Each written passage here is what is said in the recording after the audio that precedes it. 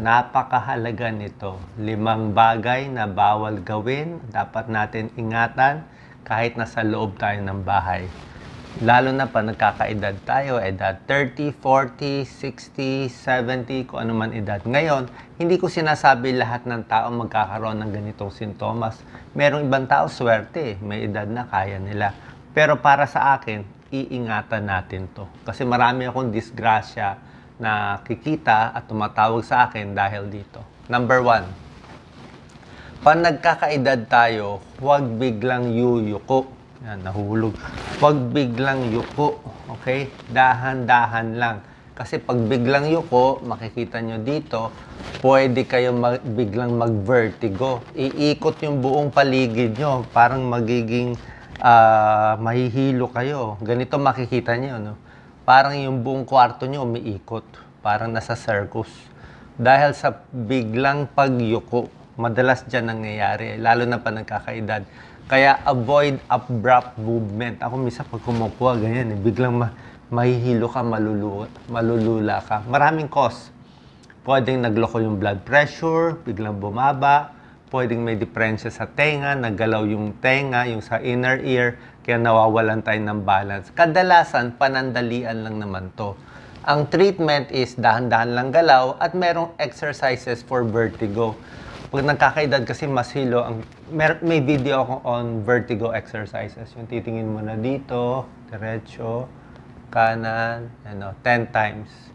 Nakakahilo to konti. Ang ginagawa nito, sinasanay niya yung utak natin sa mga iba't ibang position.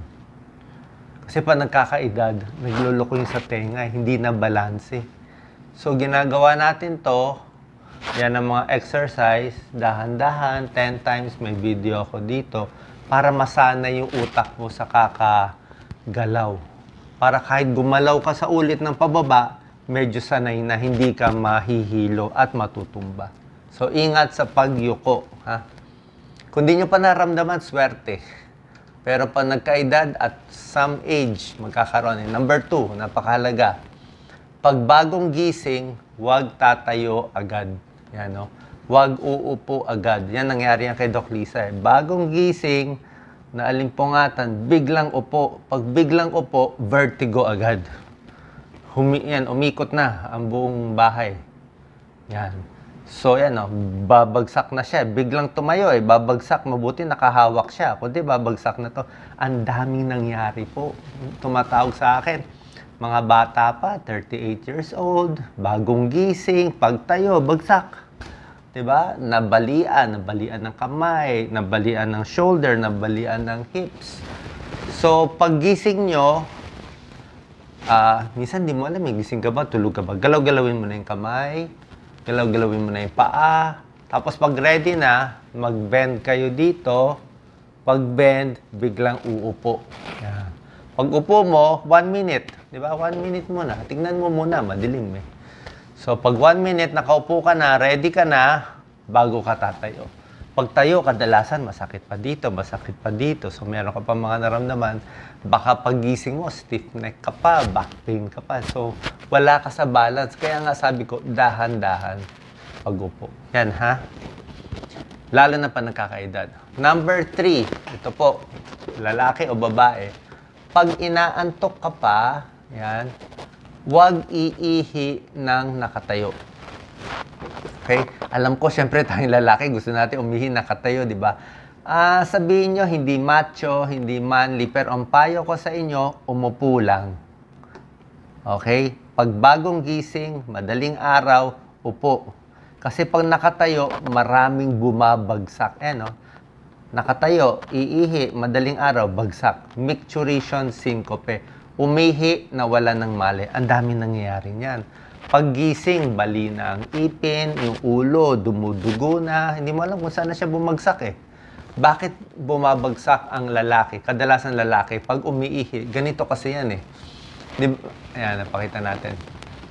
Bakit bumabagsak ang mga lalaki? Number 1, postural. Biglang tayo, antok-antok pa, babagsak ang blood pressure, hypotension. Second, umiiri. Siyempre, ihi ka di ba? Naipon yung ihi mo. Iiri. Pag iri, minsan may reflex. increased vagal tone, babagsak ang heart rate. Bumagal ang heart rate, bumaba ang blood pressure, tumba yung pasyente. Number 3, pwede rin punong-puno yung pantog mo, tapos biglang marirelease yung pressure, babagsak din yung blood pressure. So, may reflex kasi yan eh. So, yan, ingat po tayo dito. Ako, minsan na pag madaling araw, antok na antok ako, makakatulog ka sa inidoro. Okay? Number 4, bawal gawin, pag nagpapanik kayo, mga babae, lalaki, pag panic na. Pag nagpapanik yung utak mo, panic attack, minsan ang gusto mo gawin, gusto mo tumakbo, magwala, tumawag, tumawid. Wag po, panic siya, ang daming mga tao, anong gagawin niya? Ma-aksidente yan. Ma-aksidente siya, bawal siya mag-drive, bawal magbisikleta, pag nagpapanik ka, wala ka sa sarili mo, mali ang galaw mo, maiipit kamay mo, maiipit ka sa elevator, lahat. Puso mo, kabog ng kabog, panic attack, tiyan mo, parang pinipilipit. So, ang gagawin mo, upo. Ang panic attack, 15 minutes lang po. 15 minutes, mawawala na yung epinephrine, yung rush. Ayan, upo lang, hayaan mo pawisan ka, mainitan ka. Pikit ang mata, huminga ng malalim. Okay, dahan-dahan. Hinga. Yan, upo lang siya. Upo ka lang dyan. Wala kang gagawin. Upo. After 15 minutes, pag lumipas na yung panic attack, tsaka kang gumalaw. Diyan ka babagsak. Pag nagpapanik, umakyat ka ng hagdanan, bumaba ka, nagmamadali ka. Pagbaba mo ng hagdanan, hindi ka nakahawak, bagsak na, nahulog na. Kasi nga, wala tayo sa sarili. Number 5, ito, marami nangyayari din ito. Gutom na gutom. Diba? Gutom na gutom. Biglang dudukot ng pork chop. Lulunukin agad. Pag lunok, ayan barado. Pag nakakita kayo ng kahit sinong tao, ganyan po itsura. Pag nagganyan sila, 100% choking yon. Universal sign. Kahit Japanese, American, Indian, Filipino, basta nag-choke, ganito sila. Kahit hindi marunong magsalita, pag nag-choke, ganyan. Universal sign yan eh. Choking. Isang tingin mo pa lang, barado. Di na siya makahinga. Yan. So, ang tip ko nga, uminom muna ng tubig. Anyway, nilunok mo na matigas na, nagmamadali ka eh. So, ito gagawin po. First aid. Paluin agad dito po sa likod, between the scapula. Yan 5 malakas na banat. Malakas, mga ganyan. Malakas talaga. Para ma-dislodge yung barado. Yung sa pasyente, relax lang. Hayaan, intayin mo mag-relax yung muscle eh. Dapat mag-relax yung esophagus. Tapos, ilagay yung kamao, isang fist, ganyan, fist, matulis, kamay, pataas. Niyaya ka, pataas. 5 beses, malakas, dito sa ilalim ng ribs, para umakyat yung pagkain. Ma-dislodge mo, umakyat o bumaba. Kung mag-isa ka, yan ang problema. Paano gagawin mo? Mahirap gawin mag-isa, di ba? Panik ka na. Paano mo matatapik yung sarili mo? Pwede mo itukod sa silya. Tinukod niya yung sikmura. Dapat sa ilalim ng sikmura. Hindi sa ribs, Sa ribs, baliwala. Sa tiyan mismo. Tiyan mismo, pilit mo. Kaya ang payo ko sa inyo, uminom ng tubig kahit konti. Diba? Lalo na kung madikit ang kinakain mo.